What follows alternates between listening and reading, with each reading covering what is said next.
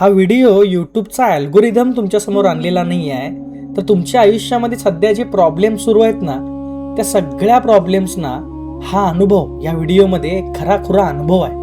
आणि तो अनुभव ऐकल्यानंतर नक्की तुम्ही त्या संकटातून बाहेर पडाल, किंबहुना बाळूमामाच तुम्हाला बाहेर काढतील. याच्यावरती विश्वास ठेवून हा व्हिडिओ बघा. नक्की तुम्ही संकटातून बाहेर जाल. कारण आम्ही या व्हिडिओच्या माध्यमातून तुमच्यासारख्याच प्रेक्षकांचे खरेखुरे अनुभव जे तुम्हीच आम्हाला प्रोव्हाइड करता, आम्ही या व्हिडिओमध्ये बाळूमामांच्या भक्तांचे खरेखुरे अनुभव सांगण्याचा प्रयत्न करतो. त्यामुळे व्हिडिओ शेवटपर्यंत नक्की बघा. आणि बाळूमामांचे खरंच भक्त असाल किंवा तुमच्या आयुष्यामध्ये तुम्हाला हवं असेल की तुम्ही बाळूमामांचे भक्त बना, तर 100% या व्हिडिओला लाईक करा आणि सबस्क्राईब करायला विसरू नका. आजचा हा अनुभव आहे, मी आडनाव नाही सांगत, फक्त नाव सांगतो प्रत्येक वेळी. आजचा अनुभव आहे आपल्याच सबस्क्रायबर रोहित यांचा. रोहित हे राहायला कोल्हापूरमध्ये आहेत.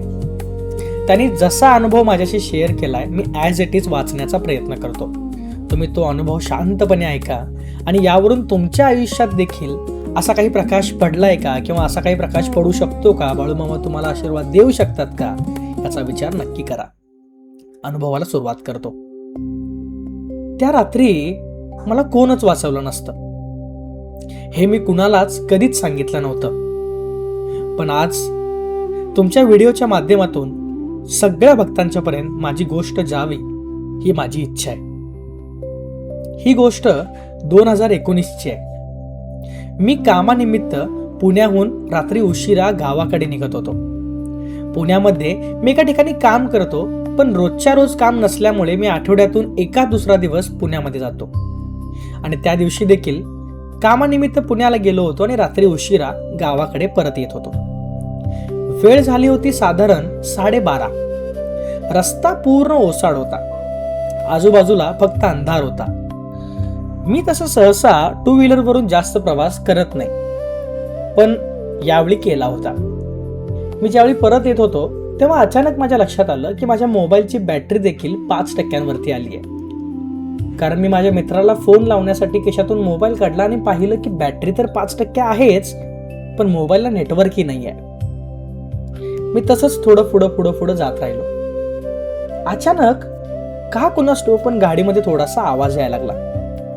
मला वाटलं की गेअर बहुतेक चांगले पडत नाहीयेत, त्यामुळे आवाज येत असेल मे बी, पण अजिबात तसं काही नव्हतं. गेअर वगैरे व्यवस्थित येत होते, पण अचानकपणे गाडी माझी बंद पडली. मी खाली उतरलो, किक मारून बघितली, स्टार्टर मारून बघितलं, तेल चेक केलं, सगळ्या काही गोष्टी चेक केल्या, पण मला काहीच कळलं नाही की गाडी कशामुळे बंद पडली.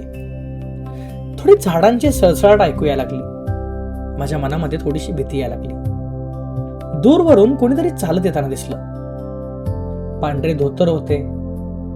लांबून चेहरा नीट दिसत नव्हता, पण एवढ्या सुनसान जागेवरती मला एका माणसाला बघून फक्त मनामध्ये थोडीशी भीती निर्माण झाली. माझं हृदय थोडंसं धडधडायला सुरुवात झालं. तो माणूस जवळ आला आणि शांत आवाजात म्हणाला, काय र, गाडी बंद पडली का? मी थोडा घाबरतच म्हणालो की हो, गाडी बंद पडली. तो काहीही न बोलता गाडी जवळ आला आणि त्यानं फक्त गाडीला हात लावला आणि म्हणाला की आता सुरू करून बघ. मी गाडी सुरू केली आणि आश्चर्य म्हणजे गाडी एका स्टार्टरमध्ये सुरू झाली. मी खुश झालो, कारण एवढ्या रात्री अजिबातच कोणी रस्त्यावरती नाही आहे आणि त्यात माझी गाडी बंद पडली आणि अचानकपणे एखादा माणूस असं येतोय आणि तो मदत करतोय आणि त्याच्यामुळे माझी गाडी सुरू झाली. त्यामुळे मी खूप जास्त खुश झालो आणि मी गाडी सुरू केली आणि त्याला धन्यवाद म्हणायला लागलो. पण जेव्हा त्याला धन्यवाद म्हणण्यासाठी मी मागे वळून पाहिलं तर तिथं खरंच कोणी नव्हतं. मी इकडे तिकडे पाहिलं, पण कुठेही कोणीही माणूस नव्हता. आता हे ऐकायला तुम्हाला थोडंसं ड्रॅमॅटिक वाटत असेल, पण ही सत्य परिस्थिती आहे. हा खरा अनुभव आहे.